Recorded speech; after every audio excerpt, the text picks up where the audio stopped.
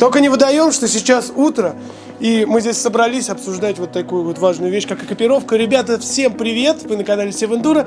И сегодня, наконец-таки, мы добрались до экипировки и хотим рассказать вам, что это такое, какую надо покупать, на что стоит обращать внимание при выборе экипировки. Но мы, как обычно, не одни. Я хочу представить наших гостей под ваши аплодисменты прямо сейчас. Сергей Миндер, человек, который более 25 лет, задумайтесь только об этом, занимается экипировкой, возит в России сюда Астерикс, Скотт. Все подряд, много лет, все не перечислю. Значит, Павел Валерьевич Бернацкий, человек, который незаменимый, еще один эксперт от компании Moto85. Это не в качестве рекламы, поверьте мне, это Алексей. Нам он показался самым компетентным человеком из всех тех, кого мы видели и вообще общались, что касается экипировки, кстати. Ведь я тебе должен сказать, потому что в какой магазин, черт возьми, не приедешь, вечно там проблемы, то этого нет, то этого нет, то этого. Короче, ладно. Сегодня про экипировку. Как ее выбирать, на что стоит обращать внимание, какая экипировка нужна для новичков, когда ты должен покупать себе брейсы там и прочее, 5-10. Ребята, вы на канале Севендура. Прямо сейчас быстренько лайк, комментарий и начинаем просмотр. В обычной жизни ты можешь быть кем угодно. Разносить пиццу, ездить с водителем, водить поезда, быть хорошим отцом, плохим начальником, образцовым мужем. Но один раз в году ты должен, нет, ты обязан быть там, куда просит тебя прийти твоя душа. Легендарное событие в мире эндуро, которое случается только один раз в году. Более 300 участников со всей России. Более 5000 зрителей. Лучшие гонщики России. Лучшие люди эндуро. Гонка мирового масштаба, на которой ты должен быть.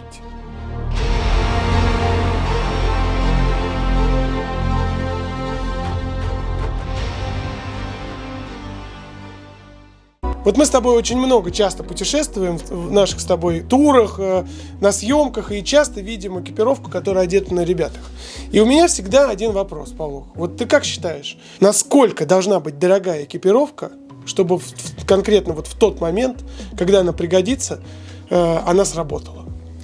Знаешь, я считаю не столько, насколько она должна быть дорогая, а сколько она должна быть качественная и правильная. Но ребята, часто я вижу следующую ошибку.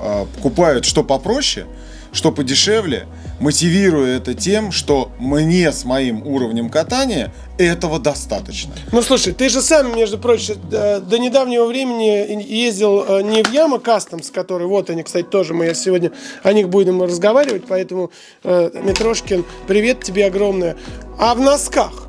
Да, у меня были такие мягкие защитные наколенники, и действительно это так, и я вам хочу сказать, что, конечно же, это тот момент, когда тебе не сковывают никакие движения, но это неправильно, и беда не приходит часто, она приходит там, ты сломать можешь в моменте и потом будешь лечиться. Ну, не знаю, каким-то образом мне, наверное, везло и ничего не случалось. Но я знаю, что и в брейсах бывают поломанные колени, поэтому, ну, здесь такой момент очень тонкий. Ладно, давайте, коль начали мы вообще, в принципе, историю про колени, только давайте прям про колени и начнем. И сейчас я достану колени.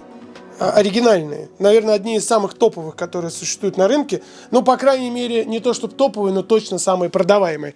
Одну секундочку, ребята. Вот эти колени. Самые продаваемые колени. Вообще, подожди, дай-ка я вот так покажу. Во вселенной это то, с чего начинает, в принципе, каждый. И здесь никто из нас не может рассказать, кроме Алексея, который продает подобные вещи. И вообще, в принципе, как, расскажи, приходят люди и с какой мотивацией покупают вот это? Ну, главная мотивация на сегодняшний день, наверное, это бюджет. Когда люди хотят иметь хоть какую-то защиту, но, соответственно, не имеют возможности приобрести брейсы, либо только начинают свой тернистый путь. Вот. Но, на мой взгляд, это не самый худший вариант коленей. Это не AliExpress, это проверенный производитель, где точно пластик вас не подведет, не лопнет не в подходящий момент, липучки будут держаться.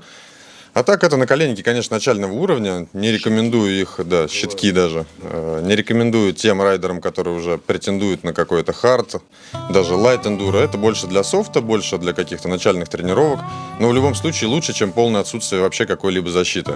То есть удар, они отработают, и коленка ваша останется целой. А вы помните, такая была, можете передать, Павлуха будет у нас с микрофоном, а помните, была такая история Торы, помнишь такая? Вот такого плана щитки делают вообще все фирмы. Да. Вот, ну их там можно там 2 десятка найти. Вот под руками оказался ЕВС, но на самом деле их делает там Fox, Тор, да. там Penistars, Acerbies. Там. Ну давайте, чем отличается? Вы можете сказать, вот почему я должен покупать поды за 70 тысяч рублей, а не вот это? Это в корне разные вещи.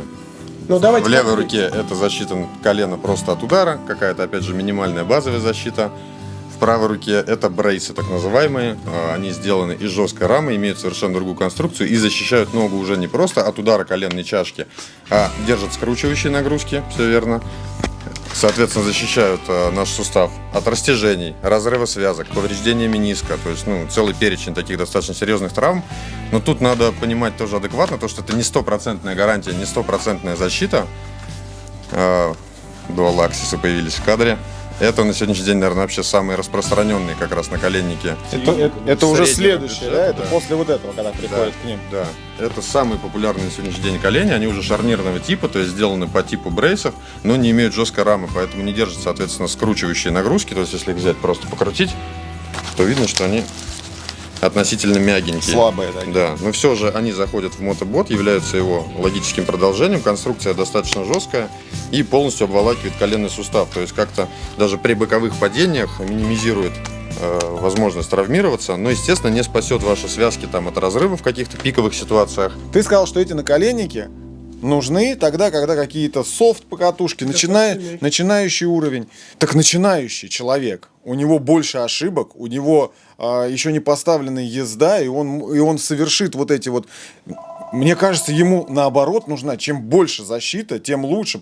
Почему его не надо спасать от разрыва связок и так далее, от вывихов?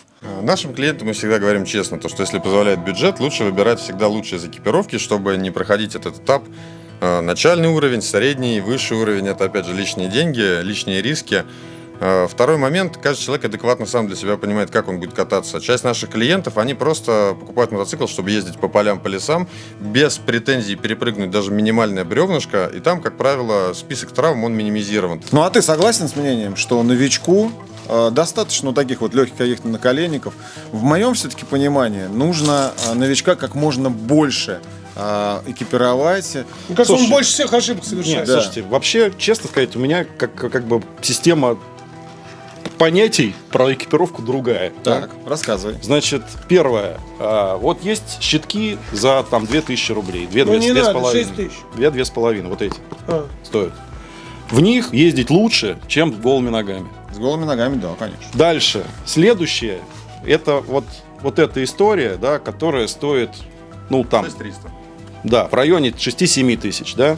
Принципиально она не отличается. То есть это тоже от просто ударов, от простых падений, от камней летящих, еще от веток, от каких-то вещей. А правда, вот мне одному здесь кажется, что человеку, который в принципе ездит, что вот в этих коленях падать вот таких ударов, пик-пик, вот такие, гораздо приятнее, чем в брейсах. Почти то же самое, да. То есть, То есть, если, в них если ты... легче как-то, вот, мне кажется. понимаешь как, если тебе в хоккей играть, то и в этих одинаково. Да, вообще, понял. да. Мгм. Но эти самые дешевые, самые легкие, самые маленькие, да, и еще там 15 лет назад все просто ездили в таких, Да. а про эти вообще ничего не слышали. Никто не знал. Понимаешь? И мотокросс существовал, и эндуро, и ралли-рейды, и все остальное. Да. Значит, вот эта штука, И работа у врача Шарниром. больше. значит, у нее есть минус, то, что она уже громоздкая, у нее много деталей, у нее уже какие-то лишние штуки, а при этом она все равно не защищает связки. Сразу видно, что Миндин не продает компанию «Элит». Слушай, не в Лите дело, их делал и Фокс, я их продал тоже там много Ладно, сотен я штук. пошутил. Но они принципиально от щитков глобально не отличаются. Они чуть более навороченная модель щитков. А дальше качественный как бы рывок, Да. и уже те брейсы, уже не щитки, а брейсы, которые защищают связки в первую очередь. То есть, которые не дают коленке сыграть в обратную сторону Да. и, зацепившись там ботом, сыграть в бок. Да? Смысл, чем брейсы отличаются от щитков? Тем, что щитки просто снаружи прилеплены к ноге, да? А брейсы крепятся к нижней кости, да, и к верхней кости. И снимают часть нагрузки с коленного сустава. То есть это, ну, и дополнительную упоротость. Теперь короткие про любителей и профессионалов. У меня есть отличная история из жизни. Значит, продавец мотосалона, продавец экипировки с многолетним стажем наконец купил, значит, мотоцикл VR. Нет. VR. Его все отговаривали, но он купил VR. Правильно сделал. Давно дело было. Потому что китайцев не У было. него не было, он в Ямаховском работал салоне в Альпине, ну все здорово. Привез его в карьер, поставил на подножку, стал заводить. Так и не завел, упал мотоцикл на бок, он сломал бедро. Он никуда не ехал, он не был ни профессионалом, ни любителем, ни начинающим. Он еще ни разу в жизни не завел мотоцикл. И он сразу сломал бедро, и вот на ходулях там потом ходил, значит, там... Вернулся в большой спорт? Нет, больше не стал ездить на мотоцикле.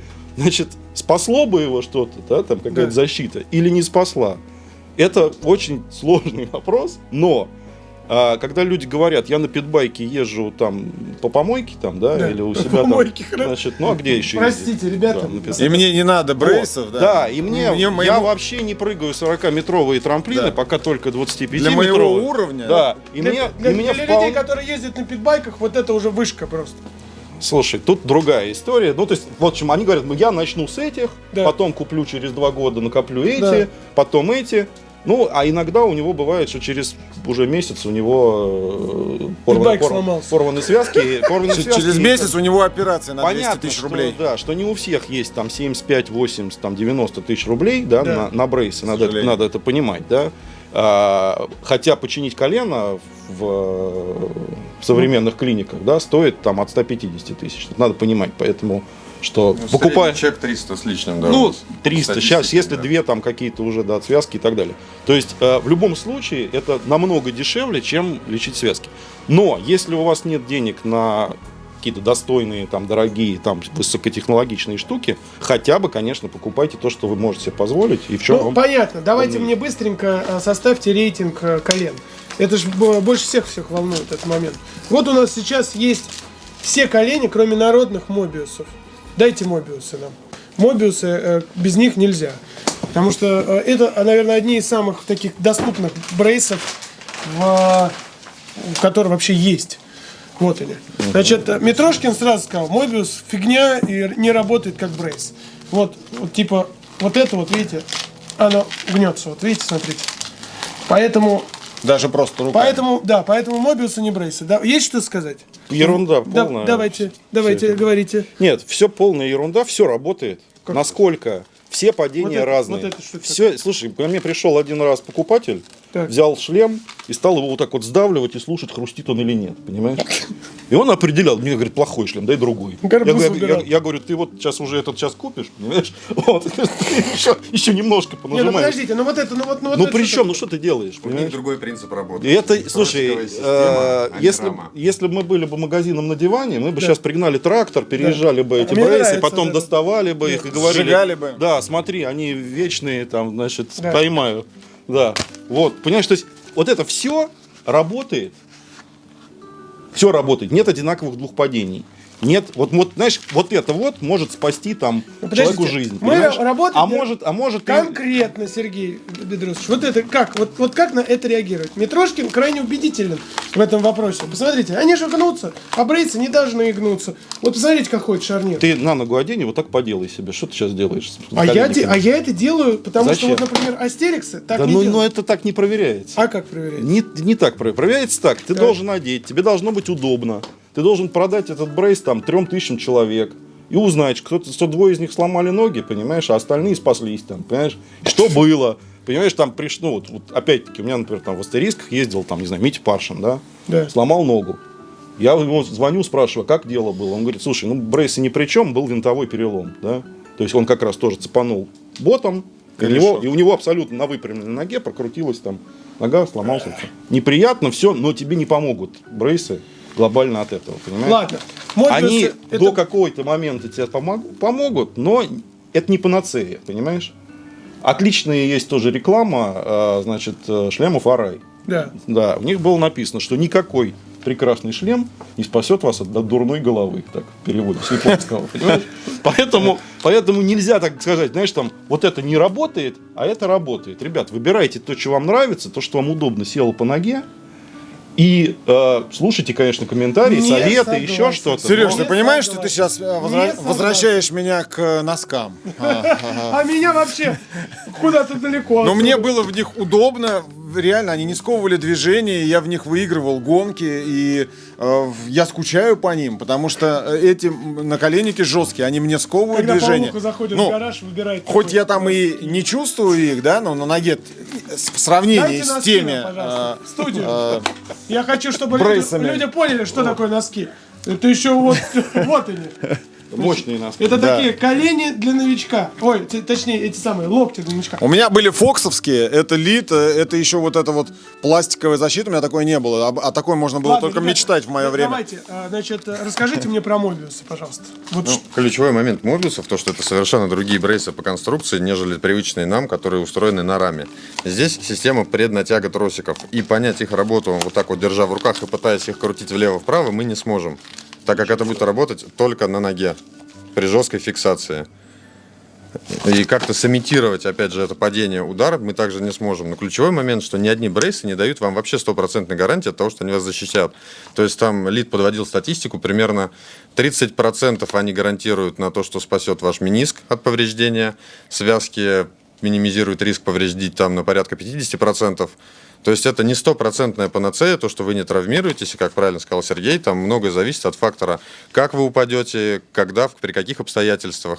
То есть сломать ногу можно во всем, но брейсы – это максимальный уровень возможной из защиты, который сократит эту вероятность, сведет ее к минимуму. у нас сейчас представлено, ребята, наверное, первая начальная категория – это лид, вот такой, вот такие вот, да, брейсы прям совсем начального уровня, и вот Мобиусы, да, наверное, это вот. Скажите, пожалуйста, про это. Ну, естественно, Lead X-Frame одна из самых популярных моделей, это обусловлено ее ценой. Они одни из самых недорогих, в районе 35 тысяч рублей стоят. Но, опять же, ключевой момент, далеко не всем садятся. Своеобразная рама, конструкция рамы. Мобиусы, наверное, идут одни тоже из самых продаваемых, уверенно, второе место занимают, делят первое с литом. Сколько они стоят, Мобиус? Сейчас чуть выше 40 тысяч рублей. А вот такие еще колени у нас есть. Опа, это ЕВС. ЕВС-ки тоже достаточно продаваемые, но имеют очень своеобразную конструкцию рамы и садятся вот прям минимальному количеству людей. То есть, ну, на мой взгляд, да, одни из самых неудобных брейсов. Поэтому, соответственно, и продажи по ним также минимизированы. Ребята, вот Стоимость. Близится к 40 тысячам тоже. Ребята, вот это вот топ-3 начального уровня. Да, да, Вот это абсолютно топ-3 точно. начального уровня. Да. И Хорошо. надо отталкиваться, исходя из удобства того, какие лучше из них сели. Это брейсы после щитков, да? Или как? Ну нет, после щитков идут вот эти вот шарнирные наколенники, да, которые вот такие. Но мы же То есть сказали, что первое- это тоже щитки. Ну, ребят, на самом деле вот есть простой измеритель, да, цена, как ни странно. Да. Чем наколенники дороже, значит их за эти деньги покупают, поверьте мне, да, значит они этих денег стоят, да. То есть вот это стоит там $25, там, да, это стоит там 50-100 долларов, а это стоит там 700, 800, там 900, да. Да. Мы в России не самая большая мотоциклетная страна, вы удивитесь, да? То есть как бы миллионы этих К вещей, сожалению. да, этих вещей продаются по всему миру. Если вы ориентируетесь на мировые цены, вы можете выстроить рейтинг приблизительно, то есть те, которые стоят там 2000 евро на ногу, они самые крутые, да? Можете вы себе это позволить? Вы Подождите, Сергей, расставили вы как приоритеты. обычно не туда. Вот, Туда. вот это вот, вы с этим согласны, вот с этими тремя? А их цена вполне адекватно Соответствует отображает деньгам. их Уровню. уровню Защиты. технологичности, удобности, защиты, сумму факторов. Вот этих. Короче, сейчас я быстренько составлю свой рейтинг, чтобы окончательно уйти уже и перейти к более высокому уровню. И давай вместе с тобой, Павлух. Значит, я считаю, что Мобиусы самые народные колени. Мы встречаем их чаще всего и больше всего. Да. Они быстро ремонтированные, фактически неубиваемые. Вот эта вот система, вот это вот тросиков, она удобно работающая.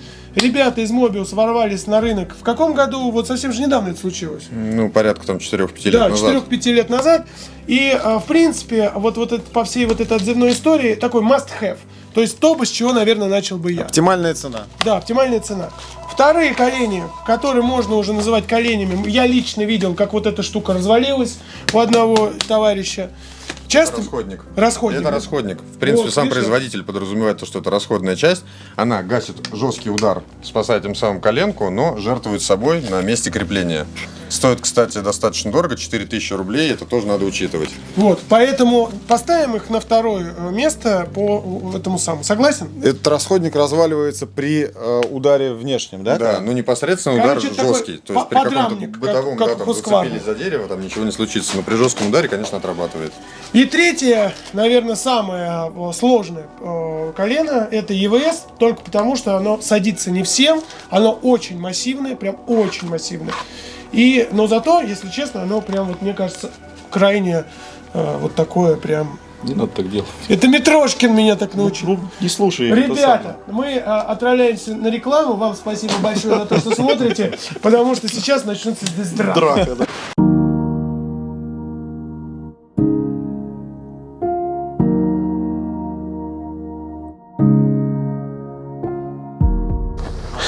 Мы много путешествуем, посещаем разные регионы, интересные страны, и всех тех, кто следит за нашим инстаграмом, всегда знают, где мы. И когда мы приехали в Крым, это было не исключение.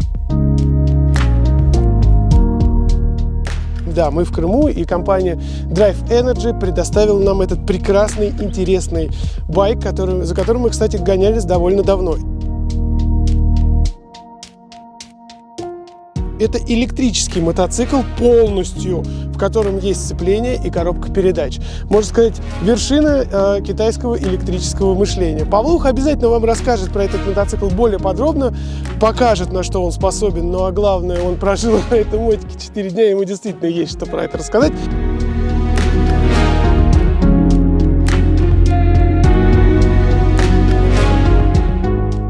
Ничего себе, парни, ну вы прокатились на нем, давайте рассказывайте свои ощущения. Ты прожил 4 дня, у тебя целая тренировка на нем прошла. Павлух, рассказывай, вообще для кого этот мотик?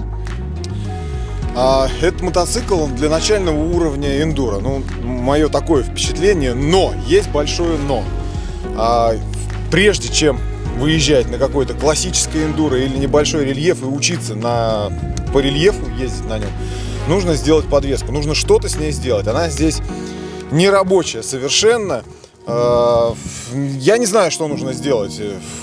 Поменять там масло, переложить шайбы или еще что-то. Но она пробивается. Здесь тоже все пробивается. А двигатель очень мне понравился. Двигатель тяговитый, мощный и настолько резкий, что даже вот новичку будет сложновато в плане первой и второй передачи. Здесь же 4 скорости. Но проехав на этом мотоцикле сегодня, я бы его назвал, наверное, очень таким крутым велосипедом с очень мощным мотором. То есть ощущение мотоцикла – это нечто другое для меня. В мотоцикле должен быть звук, что-то еще. Это какой-то велосипед с обалденным мощным мотором, который просто выпуливает, и ты летишь в неизвестность какую-то.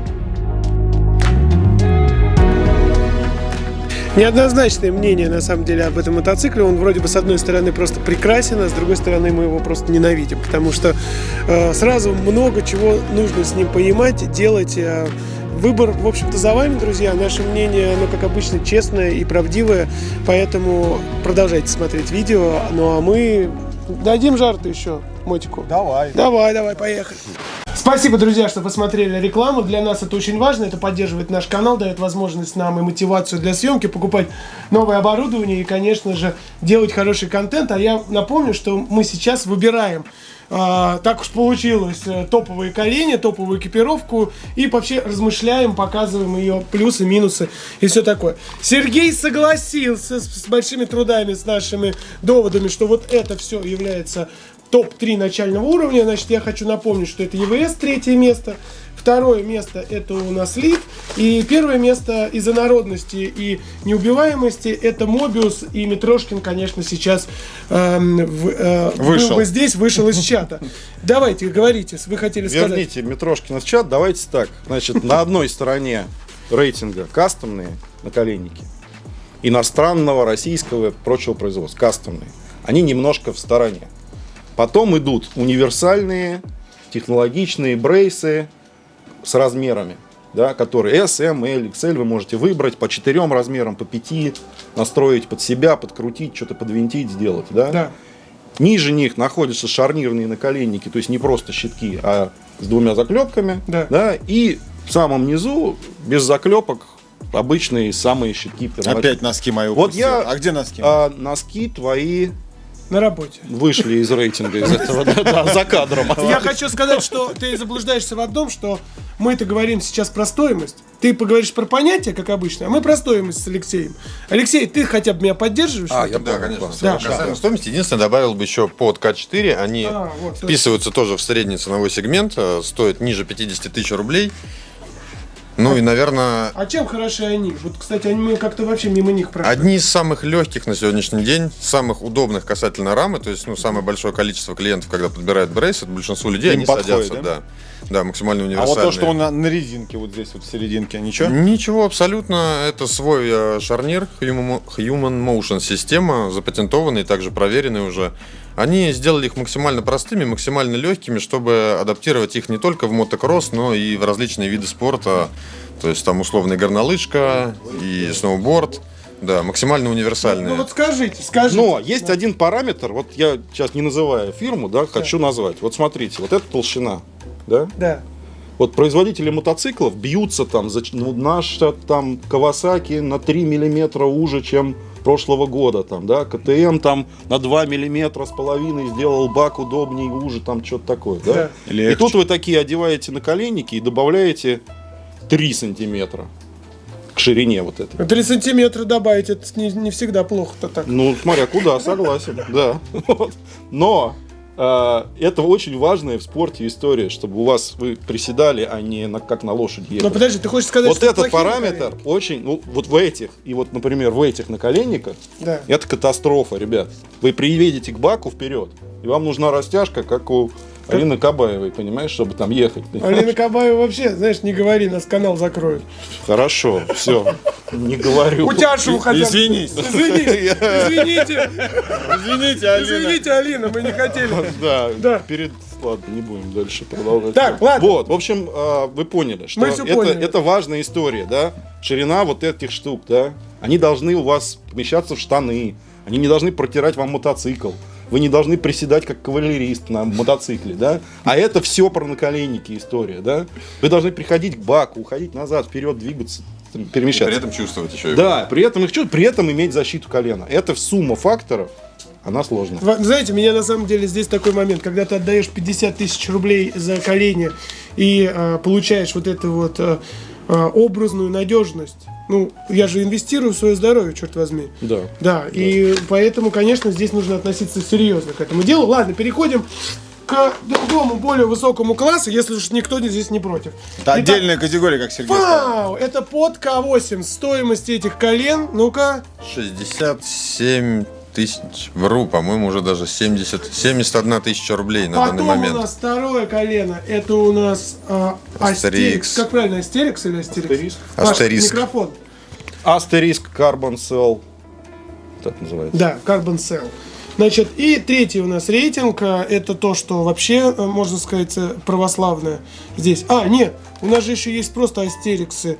Ну, предыдущая модель, Ultra Cell. Выдайте нам их, пожалуйста. Допускай. Под, в принципе, принципиально не отличается модель К4 и К8, кроме как материал изготовления. Если там это композитный пластик, то здесь это практически полностью карбоновая рама. Она более жесткая, более легкая, при этом, ну, там, минимизирована потоньше на несколько миллиметров. То есть ключевая особенность то, что они максимально надежные и минимально имеют вес при равных. Также в остальном, как и К4, они являются одними из самых популярных брейсов за счет своей универсальности. Они много кому подходят, они сделали очень удачную конструкцию рамы по форме, и редко там люди сталкиваются с тем, что у кого-то кривоватые ноги, у кого-то более колесообразные. Подходят и тем, в отличие там, от тех же ЕВСов, о которых мы говорили, то, что минимально подходит людям. А я вам То есть это скажу ключевая такую их историю, особенность. что мне, например, вот эти колени при выборе колен, в принципе, к сожалению, не подошли. Я, на самом деле, ездил вот всегда вот в таких коленях. Я проездил в этих коленах, друзья, с 2000, получается, 13 или 14 года. Еще одно на колено залетает. для рейтинга. Значит, и вот с этого времени, с этими коленями произошло очень много. Меня всегда смущало вот это вот хождение шарнира, про которое мы сейчас спросим, потому что Митрошкин ругался, говорил, что вот это все плохо. Значит, но они крайне надежны. Ладно, давайте теперь перейдем. Значит, у нас тут добавилось количество колен. Сейчас у нас... Вот это странное очень колено, не имеет второй рамы. Сейчас, Павлуха, Для извини. любителей BMW. Ребята, вот так вот держим. Астерикс. Вот так. Да, вот так вот. На тебе держи, потому что ты официальный дилер. Ты у нас будешь лид держать. Нет, не ты. Павлуха, а ты будешь Странные лиды. К8. Так, вот так держите. Значит, и теперь давайте по порядку. Про К8 поговорили. Есть что сказать про них? Слушай, хорошие, мне кажется, наколенники. Это такой must have. Нет, слушай, они компактные. Вот в них явный плюс, да, в том, что они, ну и у многих профессионалов я таких видел, да, как бы такие коленки. Они свою основную функцию, да, вполне могут выполнять. Да, тут немножко коротенький вот этот сомнительно хлипкий обхват, да.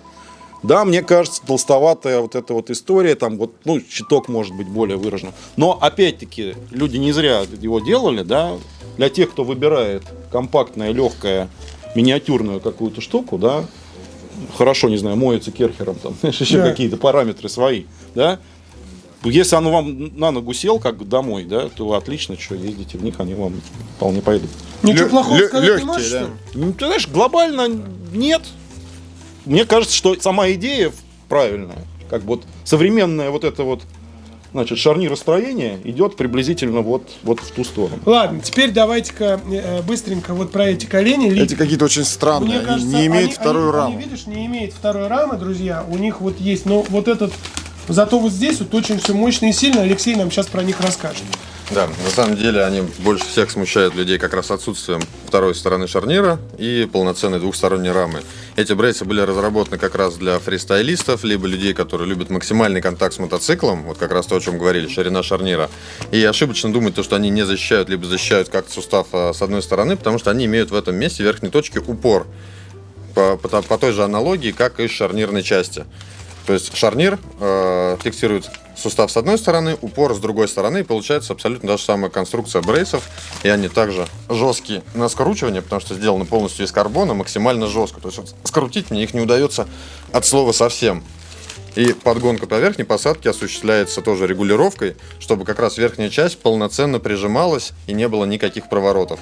Но при этом внутренняя часть сустава у нас постоянно остается открытой, вы имеете постоянный контакт с мотоциклом. То есть это очень важно при прыжках, при каких-то трюках вы можете полноценно прижимать его ногами и чувствовать, и контролировать. Слушайте, ну а вот как часто они ломаются вообще? Есть что-нибудь такое? Какая-то статистика? Опять же, кроме коленной чашечки, которая также является расходным материалом, прецедентов с шарниром не было на моей памяти ни разу. Сколько С стоят рамой такие также коленки? ни разу.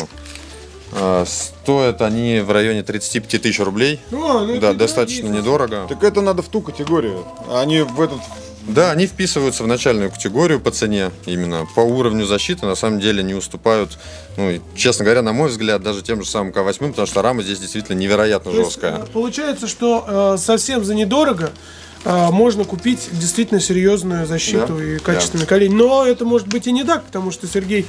Слушайте, видит ну нам честно, сейчас мне плохое. неплохое. Мне кажется, конечно, с одной стороны вот это вот крепление, да, это как мотоцикл с карданом, есть, конечно, любители, да, но это какая-то экзотика, понимаете? Это, ну реально. Подумал, что это там для одноногих, может еще что-то. Ну, короче, какая-то эта история, ну, такая... Незаконченная выглядит. Ну, как сказать, Не доделали. спорная, я бы так сказал. Знаешь, спорная. Что хочу добавить, они Ну. подходят хорошо людям, у кого была Травма сильная травма какая-то, ноги, шишка да, там, да. ноги. Здесь есть какая-то выпирающая да, часть, то есть позволительные другие. Раз их делают, значит, ну, есть клиенты и на такое, как бы, да, поэтому... но мне кажется, это больше экзотика, если честно, да. То есть вот я сначала подумал, что это внутренняя Короче, часть. тот, кто больше по экзотике, ребята, Да, вот, да, тому да, вот, да, вот да. эту всю историю, поэтому Да. вообще их заберите от нас. Сергей А то скептически мне отнесся. даже Ну, хочется мне как- немножко их Не, ну, не то, что попробовать. скептически, А ты слушайте. пробовал такие колени или нет? Это такое. Это такой, ну разок нормально. Итак, сейчас у нас топ линейка колен, за которой вообще перед мамой и не стыдно будет. Значит, итак, то, с чего хочется начать здесь, это колени Астерикс или Астерикс, правильно, как? Астериск. Астериск, слава богу. Она. Значит, вот эти колени купил лично я себе. По той причине, что мне они подошли лучше всего, и мне они показались самыми классными. Это не реклама, и там, но они очень хреново сделаны внутри. Они прям позорище вот это, посмотрите на это. Вот это прям, вот на это даже страшно смотреть. Может это, кстати, специально сделано внутри? Вообще, что скажешь? Это у тебя, наверное, специально твоей шкуркой там. Да. Ну, видишь, они Поцарапали. вот так вот. Это так специально, да? Вот Ну, такое. это карбон, он и есть такой. Что его снаружи полировать? Ну, изнутри полировать. Но Зачем? внутри они сделаны плохо. Мне не нравятся в этих коленях вот эти вот застежки, потому что я уже попробовал их. Они, конечно, держат хорошо, но я чувствую, что адрес Сергея Миндина по запчастям к этим коленям мне нужно записать рядом с телефоном моей мамы. Значит, что плохого? Слушай, мне кажется, что это то, куда... Ну, вот у меня двое астерисков, да, в руках. У меня были те и те, кстати. Да, я могу сказать такую же. Раньше вот это была самая топовая модель. Да. Да. Ultracell 2.0, сейчас она там 3.0. Сразу мне ответь вот на это вот на это, что это. Да, объясняю. Это самые технологически сложные наколенники. Вот из того, что я сегодня видел, да, чтобы у тебя загибалось, регулировалось вот эти обхваты, да, чтобы у тебя шкалой регулировался, значит, стопор, да, чтобы у тебя из 3 частей была колено. В общем, короче, они навороченные. У них очень много всяких Настроек. технологий, Да. в частности, на шаровых опорах, а не на втулках там, да, сделан сам шарнир. Причем это целая система качалок, если вот кто-то там увидит, вот, которые повторяют движение колена вокруг значит, коленного сустава, там, со всей кинематикой. У них же нет жесткости тогда. Вот Смотри, из-за этого. значит, история такая. Это как шлем вот так сдавливать и ждать, пока он треснет, да? Вы себе на голове этого сделать не сможете. Понимаете, там она довольно крепкая. Точно так же взять ногу свою и начать двигать. Попробуй вот так вот, как тебе Митрошкин, да, подвигай коленку свою. Получится у тебя сдвинуть ее? Нет, вот так вот одну от другой. Не получится, потому что эти шарики сделаны для того, чтобы адаптироваться под вашу верхнюю и нижнюю кость, да, куда они должны крепиться. В общем, смысл в чем? Что это технически и технологически очень сложно навороченная штука. Есть техногиги такие, да, которым вот надо, чтобы у нас было там вот 250 там инноваций в одном продукте. Это вот они. Андроидщики. Да, значит, в принципе, дойдя до вот такого вот продукта, Да. Астериск плавно переключился на такой. Почему? Потому что они поняли, что вот эта история немного Избыточно. перепроектирована. Over-engineered, есть такое, значит, слово. Engineered, да. Так вот эти шарниры, да, сделаны для тех, кто не любит вот эти все огромные, но просто огромные сказали, навороченные шарниры, чтобы они были компактнее, чтобы они были проще.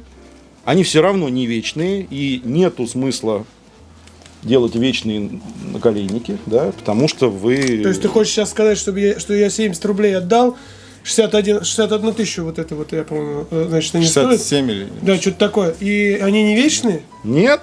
Ты моей жене это не говори об этом. Ну, ты зря сказал про ценник, но ты должен радовать и делать себе подарки, там, например, там, ну, там, на каждый день рождения, правда? Да. Кстати, Если Сергей, а ты есть уже купил себе... понимание, что делать сколько на ходят следующий наколенники моточасов? Ну, так, в среднем. год? Слушайте, я вот сам езжу мало, и у меня наколенники 2004 года астерийские. Нет, Они годы, до сих я пор- поэтому и спросил, Да, моточасов. я, наверное, проезжаю там 50 моточасов в год, да. То есть, но за 15 лет можно посчитать, да, какие-нибудь там, не знаю, 500 часов. Но все ездят по-разному. Есть Уничтожители. да, разрушители экипировки. Человек покупает новые боты, и через 3 тренировки он подножкой протер насквозь подошву. Такое бывает. Да? Бывает, человек купил 20 лет назад экипировку, и у него все на месте. Всё Он новое, не всё как порвал новое. майку, ни штаны, ничего, и до сих пор едет. Нельзя так сказать, да? Вечных сейчас не делают Ну, понятно, но вещей. среднее число, цифра-то есть. Ну, что? Слушай, Ты продаешь. но если ты профессиональный спортсмен, то на сезон ты укатаешь 2 мотоцикла и 1 пару наколенников. Если ты... Я не хочу быть профессиональным. Да, спортсменом. если ты не профессиональный спортсмен, и ты мотоцикл укатываешь Я там люблю себя. За- У меня бодипозитив. за 3 года, например, да, то, наверное, и наколенники прослужат у тебя там. Ладно, давайте 3-5. спросим тоже такой же вопрос у человека, который продает миллиард наколенников в неделю. Ну, на самом деле, это относительно новая модель, она не так давно вышла, буквально меньше года, наверное, они как в продаже появились. В принципе, плохого в них? ничего не могу сказать про них плохого. Это, наоборот, максимально простая конструкция. И то, что тебе показалось дешевым и сомнительным, вот эта вот вся вставка Да. из пенки, на самом деле это очень ремонтно-пригодный материал. То есть вот эту пенку ты можешь найти в любом практически там каком-то бытовом магазине и самодельно уже ее обрезать, вставить сюда. Есть такие пенки? Они есть родные, и мало того, Астериск их продает либо вырезанные, либо прям Да, уже с заготовкой.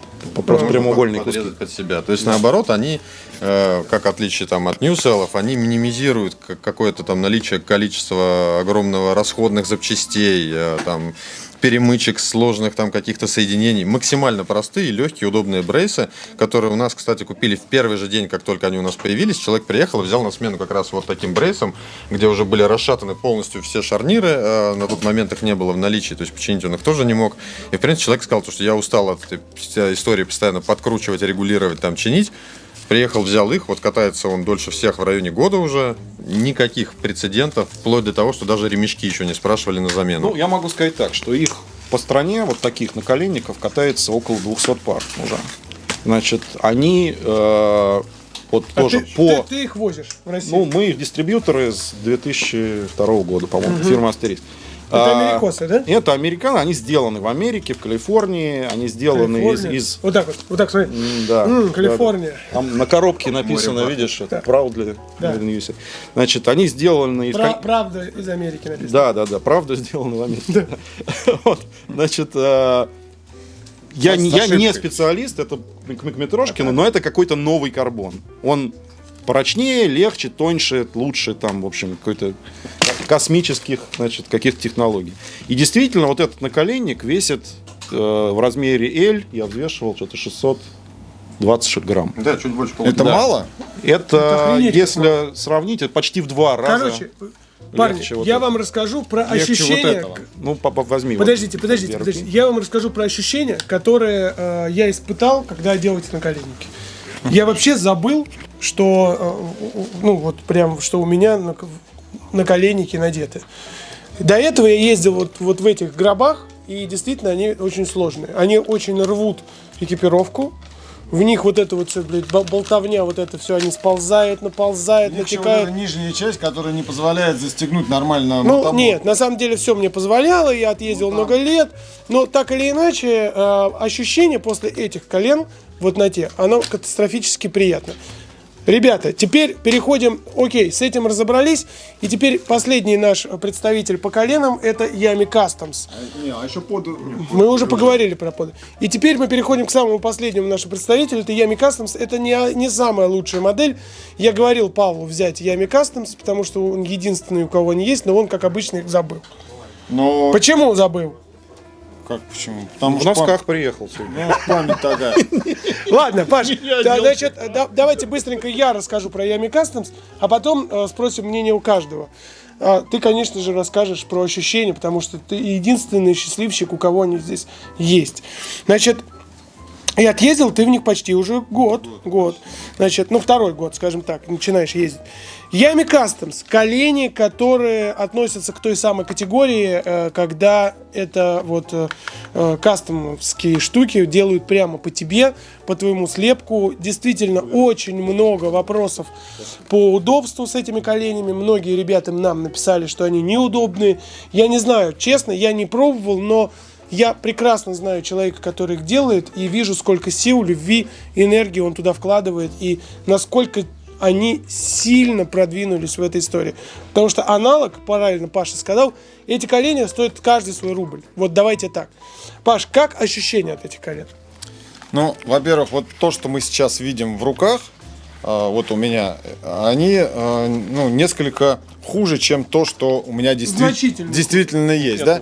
Да, это, видимо, модель какая-то вот, ну, такая начальный уровень Yami Customs, потому что у меня уже более продвинутая и выглядит, ну, прям вот как-то больше там технологичных каких-то вещей, начиная от ремешков, заканчивая вот формой, как выглядят вот эти вот чашечки. Ощущения, ну, я уже сказал, я не знаю, то ли мне повезло так, то ли так хорошо сделали, но я свои наколенники не регулировал вообще никак и нигде. То есть я вот как мне выдал их из производителя, да, я их надел, они мне идеально подошли, никаких мне не было, нигде не натирало, не давило, ничего не сдавливало. В общем, регулировками я никакими не занимался, так в них и езжу, все отлично. Что мне очень нравится и что хочется отметить, вот эти наколенники, серийные, так скажем, не имеют этой функции. Здесь же в кастомных можно сделать подложку другого цвета. Это хоть и такой момент, да, но мы выбираем цвет, любой абсолютно, и таким образом нам не нужно запоминать, какой наколенник левый, какой правый. Мы просто берем красный, понимаем, что он на левую ногу. Хозяйки на это на самое. заметку, конечно, На заметку. Берем зеленый, понимаем, что он на правую ногу, надеваем, Почему ты подтягиваем. зеленый? Ну, я такой выбрал, любые цвета. Не, ну если в прачечную Ты сдал, болеешь за жалко, Локомотив, потому что. то не А вы знаете, не что Паша перепутай. болеет за Локомотив, и именно по этой причине он выбрал эти наколенники. Вот тебе цвета, которые здесь представлены. Посмотрите, как на самом деле это можно выбрать. Хоть вообще любой, вообще абсолютно. И, кстати, любой. за этими коленями огромная очередь стоит, и парни-то по всей России гастролируют и снимают мерки. И вот в мерках, кстати, у них и самая проблема, насколько я знаю. Что говорят профессионалы про эти колени? Ну, очень двояко. Колени бесспорно защищают отлично, сделаны очень жестко, очень прочно. Но эта жесткость и прочность кому-то встает боком за счет того, что большая зона ноги будет покрыта защитной вставкой, которая очень толстая. Они садятся даже после изготовления по индивидуальному слепку не всем. И были прецеденты, когда люди получали готовые колени, где-то терло, где-то упиралось. И самый главный, ну, на мой взгляд, минус это нужна стабильность в весе. То есть, если у вас есть склонность чуть-чуть похудеть, чуть-чуть потолстеть, эти колени не подойдут вам категорически. Опять же, из-за большой зоны покрытия, если вы набрали лишний килограмм, они будут уже упираться вам, передавливать, тереть. Если вы похудели, не будет должной фиксации, потому что они очень жесткие, и как-то это все срегулировать с рэпами просто невозможно. Поэтому, ну, у нас по статистике, наверное, 70% людей довольны, кто их изготовил, 30% в итоге приезжают покупать универсальные брейсы, более легкие, которые можно потом подстроить, которые имеют хоть какой-то диапазон по скачкам к весу, по настройкам. Поэтому, ну, двоякие отзывы. Колени классные, но подходят не всем, как, в принципе, и все брейсы. Началось. Ну теперь давай, вот прямо сейчас произойдет что-то страшное. Дайте это колено, собственно, Слушайте, да Миндину. нет, давай. Андрюх молодец, и как бы Ями Кастомс молодцы, вся там команда, кто там шлифует, полирует, делает их там, пилит, варит, молодцы. По всей России. Да, они молодцы, они делают как бы хорошее дело, я их очень как бы респектую историю. Сама, ну как бы идеология их, да, что они вот чугунные, да, то есть вот по звуку, да. Ну, То есть, и карбоновые. то есть, смотрите как, да, на мой взгляд, ну, они карбоновые, но карбон тоже очень разный. Видишь, тут много всего карбонового, да. Ну, на самом деле он действительно значительно это для, отличается. значит, Вот это, от этого карбона это точно. ну, они да. прям разные, да. да, То есть да. они разные по толщине, видно по всему. Значит, для тех, кто хочет одеться как рыцарь, вот, срубать березы там, да, эндуро и ногами там ломать камни пополам.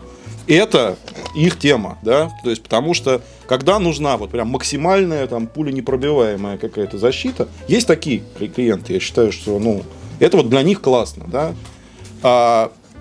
Идея в основном, куда идет сейчас современная как бы индустрия, да, чтобы все было наоборот сминаемое, сжимаемое, гелевые панцири, которые продавливаются, потом возвращаются, играют, Да, да. ну то есть как в автомобилях, да, энергопоглощающие зоны какие-то, сминаемые, ломающиеся, там, сотовые там, и так далее штуки.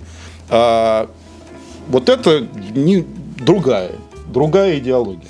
Я не говорю, что плохая она или хорошая, давайте оставим это, да, на суд, кому что нравится. Получается, она самая защищенная. Ты Слушайте, об этом говоришь. я хочу сказать, что этот наколенник самый крепкий, но вряд ли тебя успокоит, что у тебя остался цел наколенник, да, а у тебя отломалась от него нога сверху и снизу, да. Ну, как бы, по-хорошему, да. То есть, как бы, ну, это вот какая-то такая штука, да, вот когда у тебя, у вас Патриот, и ты сварил чугунный бампер из рельсы, да, бампер остался цел. У вас не трожь. Да, у вас рассыпался, да, а бампер остался. Вот это про эту историю. То есть это очень крепкий, достойный, классный такой, продукт сырмяжный. Ну, такое спорное сравнение. Ну вот, я же чисто свое мнение мнение, говорю, да, да, мнение как бы имеет оно... Друзья, давайте прямо сейчас быстренько сделаем рейтинг. Значит, итак, то, с чего хочется, наверное, отметить, первые такие вещи, которые я бы назвал, must have, и здесь нет плохих и хороших, да, скажем так. К8, безусловно, это, наверное, топовые наколенники, дорогие топовые наколенники, которые подходят, наверное, 90% людям. Это положи пока.